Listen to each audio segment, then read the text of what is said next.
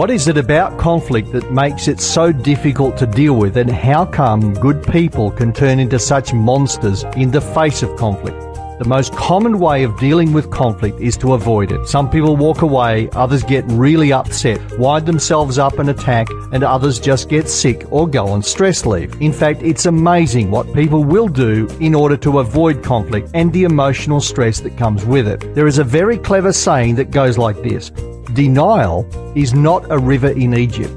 Denial is, however, one of the most common problems when it comes to resolving conflict. When confronted with a tense or difficult conflict, too many people smooth it over, bury their head in the sand, and the conflict goes on for another 1, 2, or 3 weeks, months, or even years in some cases. I want to introduce you to a definition of conflict and then give you a pathway for the resolution of conflict. Before I do, I want to say this. For some people, even the word conflict means warfare, dead bodies and blood on the streets, and it's very common for women and men to see anything less than that as not being in conflict at all. So this is a definition that starts at a very low level, because most conflict starts out as very small upsets and builds and grows into a full-scale battle. So here's the definition. Conflict exists when one person has a need of another and that need is not being met. Now, don't be fooled by the simplicity of this definition. The resolution of conflict starts from here, and the first step is to express the need. The second step is to find out if the need can or cannot be met. If the need can be met, then we have resolution. If it's a no, then we negotiate to resolve the conflict, or we go into the management of conflict. So here's the problem. Most people go straight from having an unmet need into the management of conflict, bypassing step 1 and step 2 because they are afraid and don't talk to the people who can do something about it. And that's not pretty. In fact, it gets quite ugly. So here's what the management of conflict looks like: sulking, withdrawing, getting sick,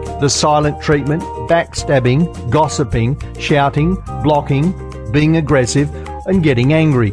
So the resolution of conflict starts with expressing your unmet need and then finding out if your unmet need can or cannot be met. If your conflict has escalated to the stage where it's too tough or sensitive or difficult to handle, then you really need to think seriously about involving a neutral third party to help you mediate the dispute, and we can help you out.